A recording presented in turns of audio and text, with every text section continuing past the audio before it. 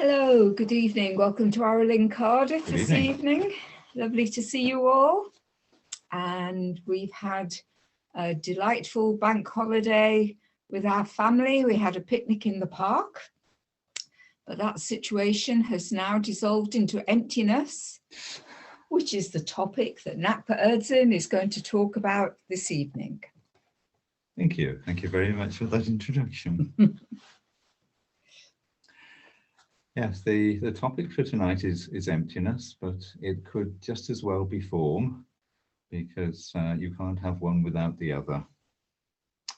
Form is emptiness, emptiness is form. Form is none other than emptiness. Emptiness is none other than form. That which appears as form is emptiness. That which appears as emptiness is form. I think the Heart Sutra is quite specific about that. And for most of us, most of the time, this is a paradox, because we have an idea of form as being one thing and emptiness as being something else entirely. Form are the things that you can touch, taste, feel, rely on for one thing or another, and emptiness is the complete absence of that. So for the Heart Sutra to say that form is emptiness and emptiness is form may come as sounding almost like nonsense. Certainly sounds as if it contradicts itself. But Buddhism never gives a teaching that you just have to believe in. So it's any teaching will have some way in which you can prove it to yourself. That's sort of the way it works. Buddhism is quite scientific in that regard. So if the teaching is form is emptiness, emptiness is form, then there will be ways in which we can look at that and find out what that means. So first of all, I think we need to look at emptiness as a word, because when I first came across the idea of emptiness, I thought it meant nothingness. And we both started our Buddhist lives in the Ngakpa school, and they're very strong on philosophy and analysis. And the pinnacle of practice and experience appeared to be the realization of emptiness. And I somehow gained the idea that that meant stuff basically disappeared, and or became vague or became transparent in some way. Something like that must happen. This was the idea that I developed as being what a realization of emptiness would be like. But as the sutra says, emptiness is form. So a realization of emptiness would be a realization of the nature of form. So in order to understand exactly what we're talking about, we need to look at emptiness in terms of empty of what exactly? Because a cup might be empty of water, but it's also full of air. So if we're not specific about what something is empty of, then we can go down all sorts of strange sidetracks, like I did, thinking that emptiness meant nothing at all. So when we're talking about emptiness, we're talking about emptiness of self-nature, emptiness of something that is always there and reliably continues. And this is the important aspect of emptiness as a word. We need to know exactly what is being described as empty. So self-nature is the tableness of the table, the chairness of the chair, the me-ness of me, that there is something like a soul that is always there, always me, the soul of the table, the soul of the chair, that there's something reliably always present. And this is what we will hopefully find out does not exist. What emptiness is talking about is that nothing exists apart from the causes and conditions that allow it to continue. And if those causes and conditions change, then the circumstances may dissolve, disappear, or at the very least change. So as Ngakma introduced, today we were in the park. We went there on our bicycles. We had a picnic. The picnic came to an end. We packed everything up and we went back to our family's home, to Richard and Steph's home. And so the picnic no longer existed. The picnic had disappeared into emptiness because its causes and conditions were not there anymore.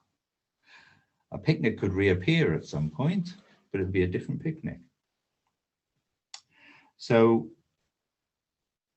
the causes and conditions that bring something into being also have their causes and conditions.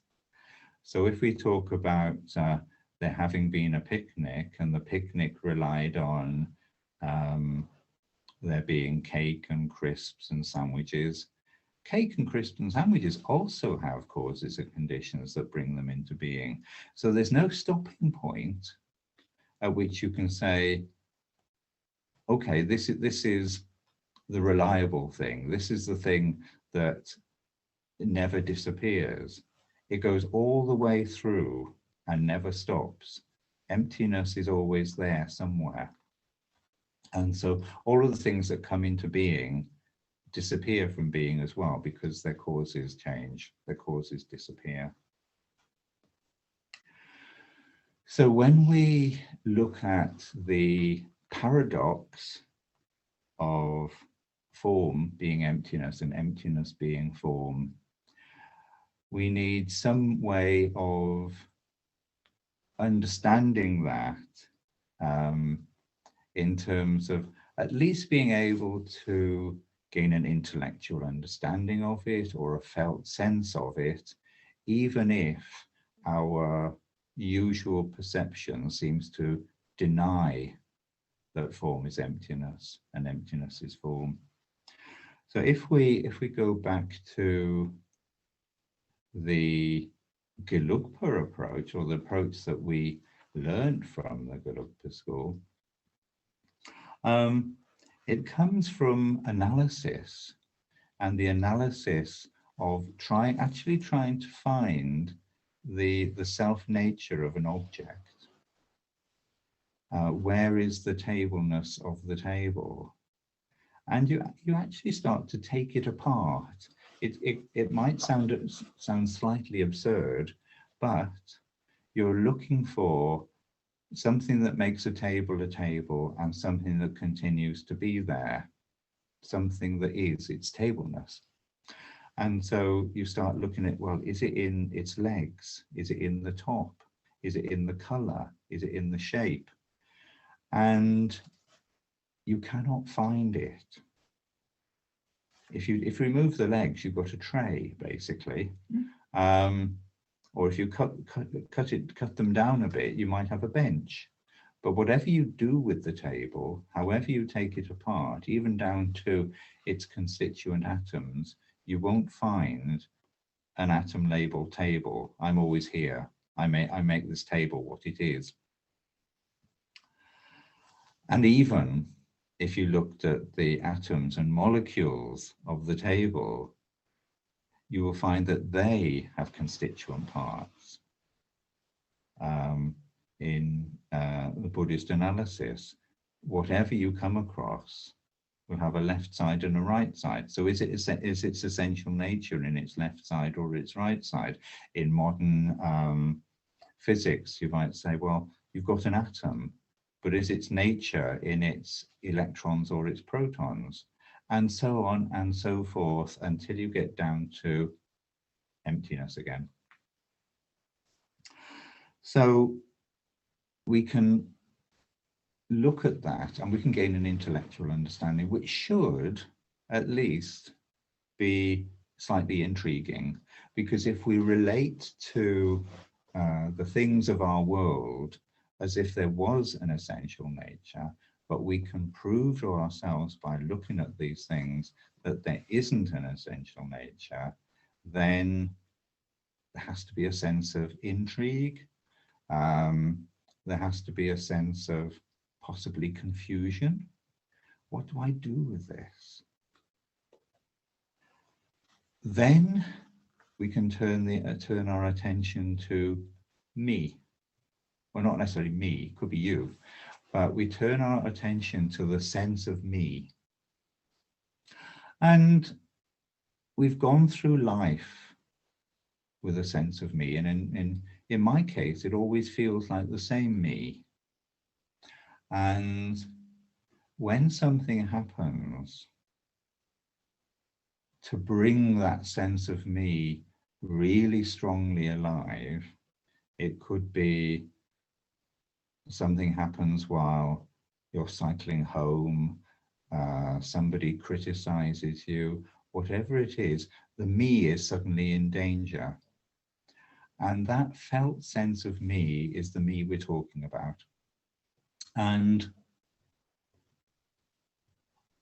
perhaps more often than not, it's not uppermost in our mind. It's not uppermost in our sense of feeling until something happens to trigger it. But it is there all the time, unless we're realized and have seen right through it. And so you can carry out the same kind of analysis with that sense of me. Where is it? Is it in mind or is it in body? Is the me that I feel the same me as the me I felt last week or last year or years ago? Even though I know that so many aspects of what I consider to be me have changed. How can this me be the same me when everything is different? It's said that we rebuild our bodies over a period of time. So if the me was in our body, it would cease to exist because we remade it. So the idea of the continuing me, the me project as we call it, is false. It's simply not something that actually exists, even though, and until we get round to questioning it, it's just assumed. And one of the aspects of Buddhism that's quite delightful and a bit scary at times is that it questions our assumptions about the way we are and the way things exist. So from that, we start to gain the idea that this me, which doesn't exist in the way we think it exists, is relating to the things out there that don't exist in the way we think they exist.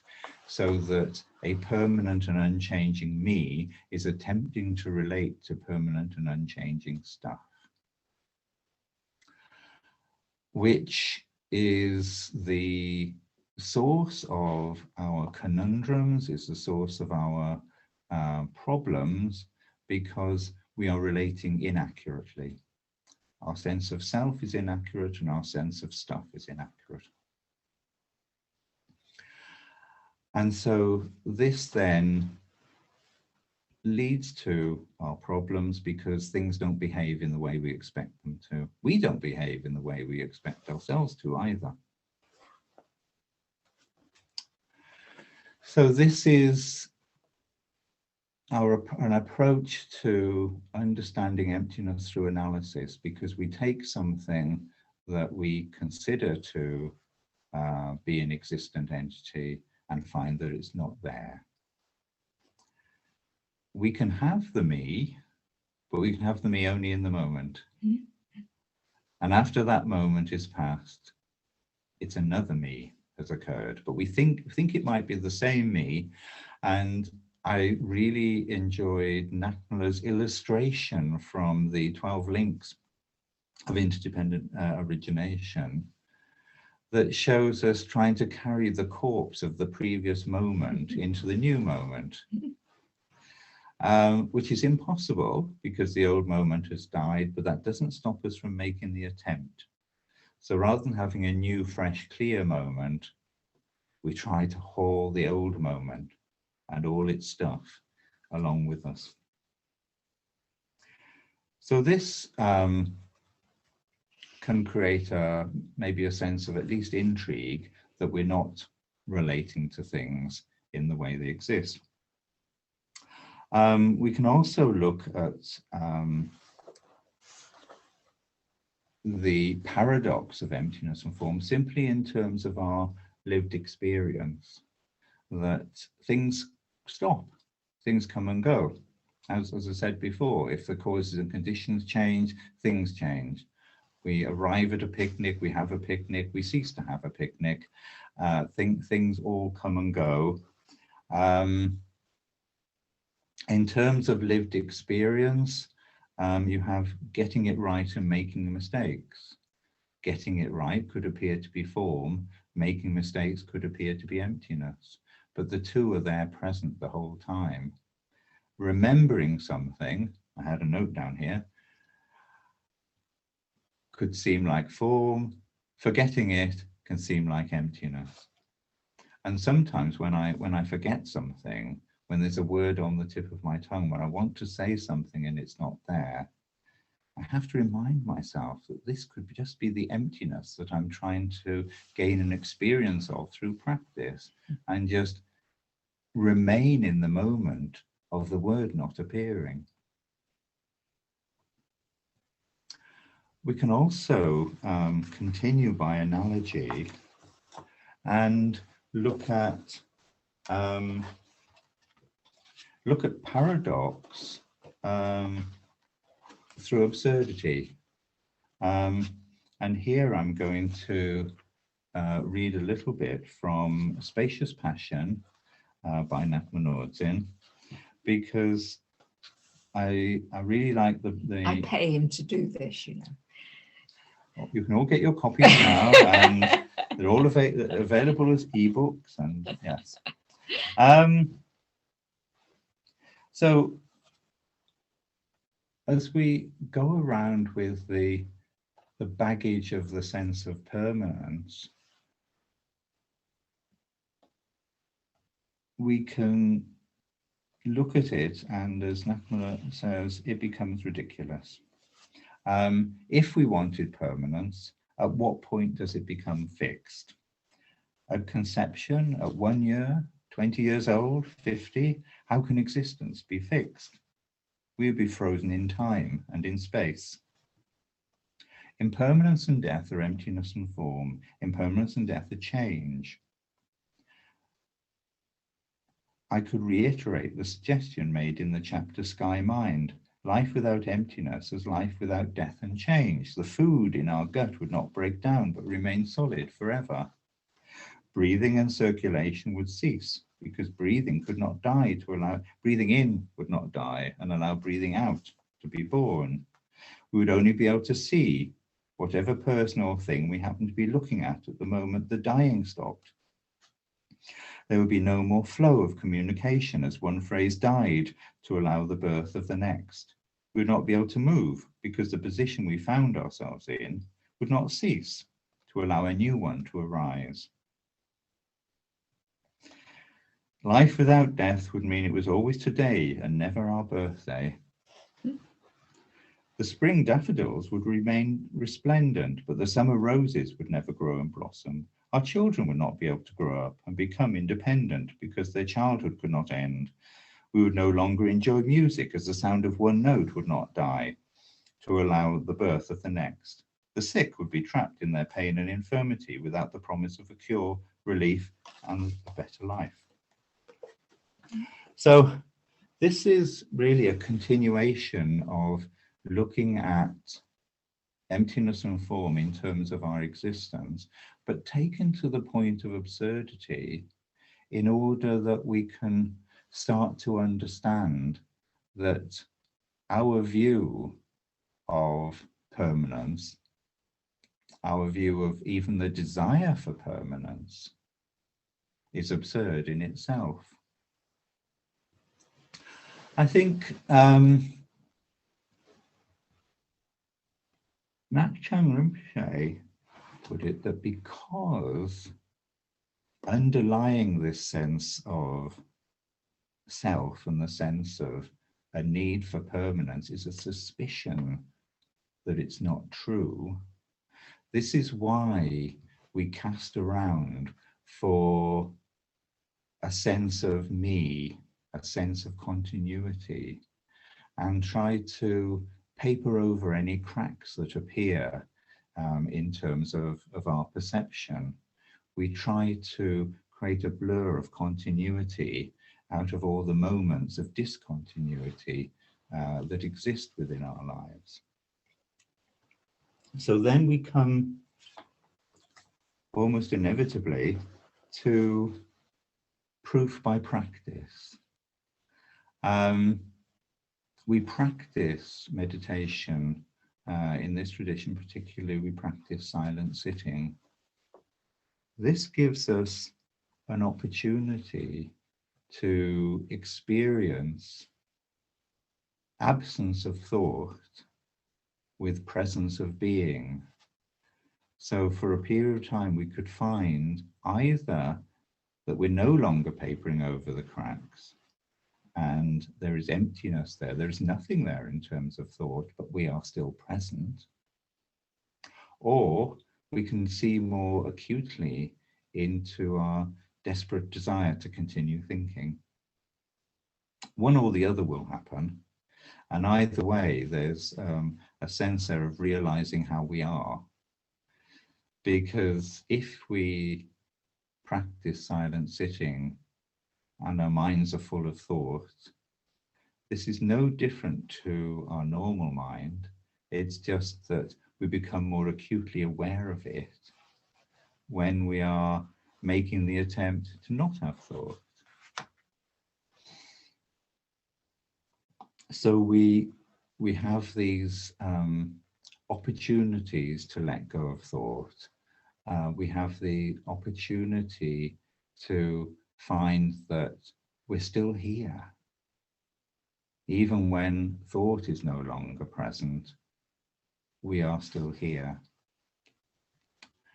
And so with all of these ways of looking at emptiness and form, if we can discover by whatever means the emptiness of the table, the emptiness of the self, the emptiness of the picnic, but find that they're also still here, then we start to close that gap of paradox, because we've gained a sense of emptiness, but we can still see the form, we can still experience the form, and we can go backwards and forwards with that. We can understand that there's nothing that continues. There's no absolute thing that continues in terms of the table, but it doesn't, as I thought it might, disappear completely and everything collapses on the floor, which I suppose should also disappear. It's all still here, because the realization of emptiness is also the realization of form. It's the realization that emptiness and form are not a duality, are not separate. So I feel that the teaching on emptiness and form is both in some ways obvious and in other ways hidden, which is a paradox in itself. Because if you explain emptiness as in terms of emptiness of self-existence, emptiness of self-nature, it then looks obvious. Of course, things change. There is no thing that continues. You can't find a thing that continues. That seems obvious. It almost seems trivial. But it's also hidden because it's hidden by our habits of perception. We gloss over that. We have to be, in some ways, hauled back to it by the teachings. We're hauled back to looking at these things and looking at ourselves through teaching and practice, because otherwise our perception just skates over all of that. And we continue with our assumption that there is a self-nature in oneself, there is a self-nature in other things. So it has these qualities, I feel, that when it's explained, you can go obvious, but when you leave the explanation behind, it disappears again. And we come back to the explanation over and over again, because our habits are quite deeply ingrained. Maybe we've been creating these habits of perception for lifetimes. Maybe we've ignored non-duality because non-duality, if we grasp at form, looks like emptiness and looks threatening, and we don't want to go there because that seems like giving up any sense of self, and we don't want to do that. We don't feel comfortable with that. So our habits of perception are all there to do with protecting oneself. So we can go backwards and forwards between the teachings and our habits of perception and undermine our habits of perception with our practice, because through our practice we start to see the gaps as being non-threatening. We start to have the occasional experience of emptiness of thought and presence of self, even for a moment. It doesn't matter if it's even for a moment, that once you've had that experience, it means that there's a sense of understanding that we don't always have to go for the continuity of form. We can let emptiness happen, and we can then become collaborators with non-duality when we start to perceive that, and not just perceive a threatening emptiness. We can perceive something else instead.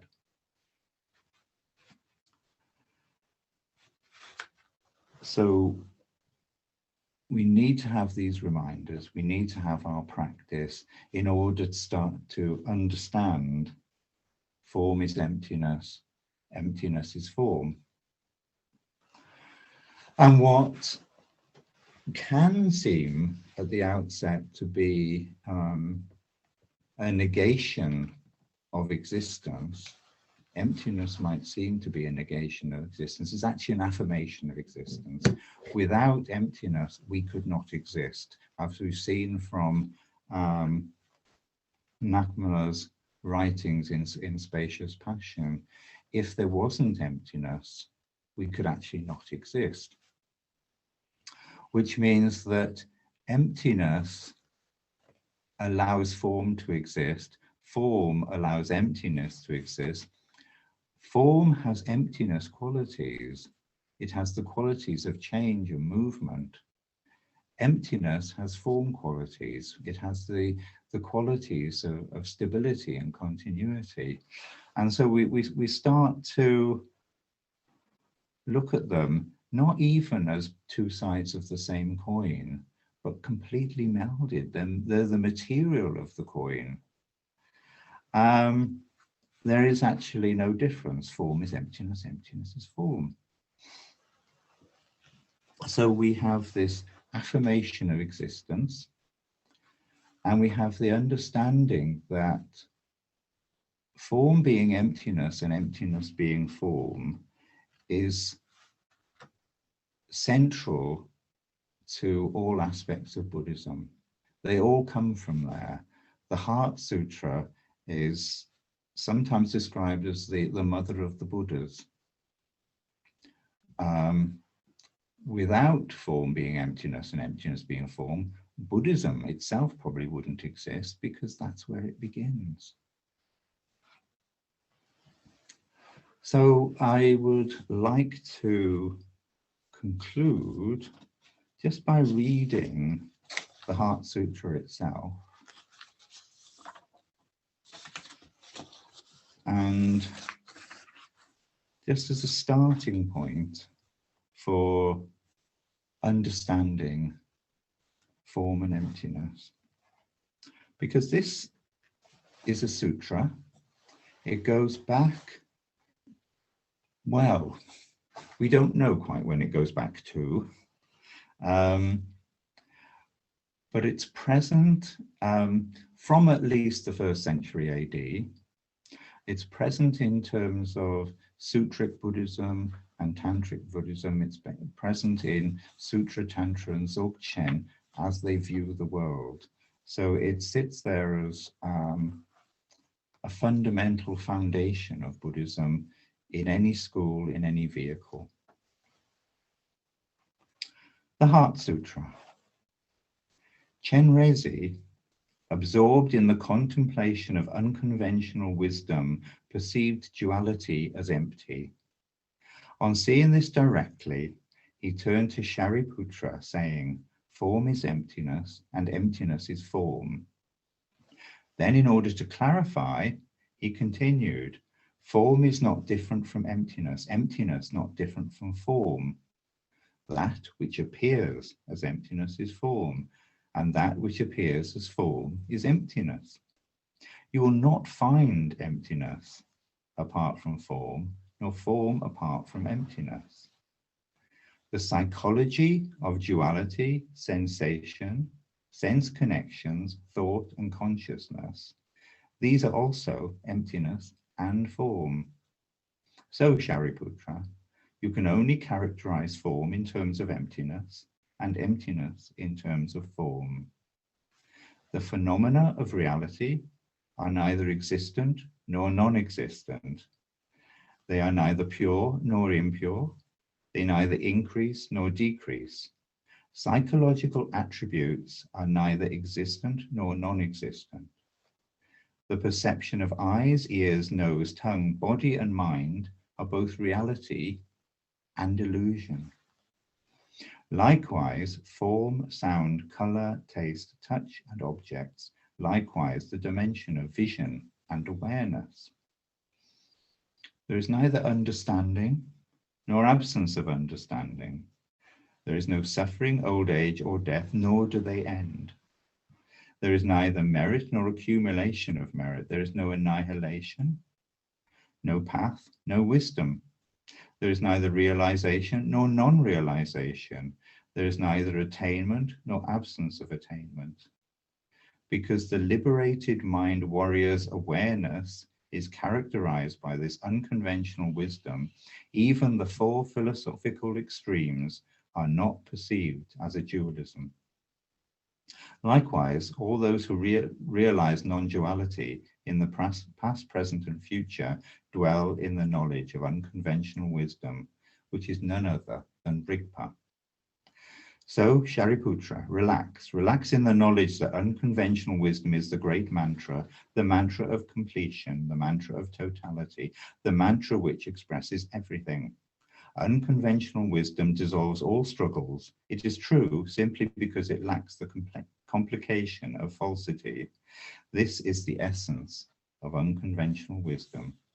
Gate, paragate, parasamgate, bodhisvaha are.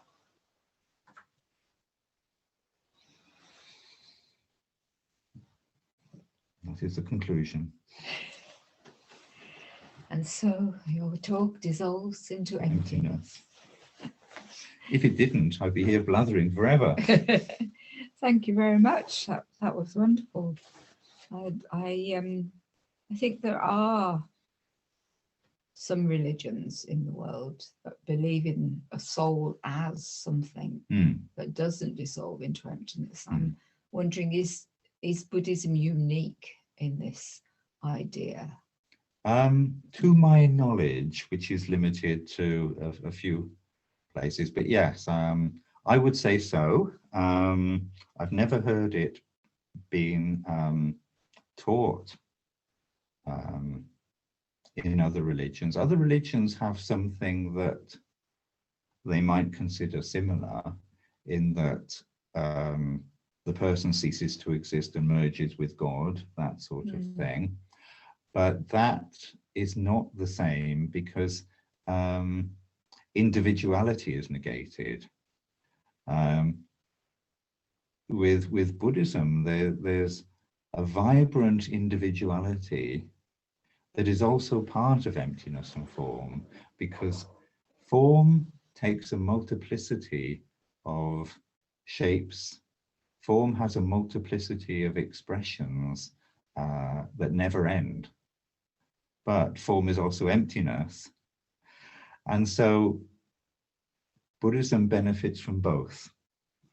It doesn't disappear into some negation of self, neither does it affirm a continuing self that never changes. So it has both of these things on the go at the same time, whereas some religions have a soul that will always be there.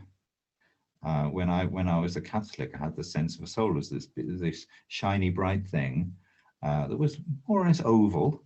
And if each time I sinned, it got a spot on it or a dark mark or something, and I had to clean that thing by repentance and that sort of thing. But the soul itself was going to continue. Or the soul in some religions would disappear completely as a fiction because you merge with something greater. And Buddhism denies both of those two possibilities. And I don't know whether any other religions have that sense. I've never come across anything like it. Thank you. Thank you. I don't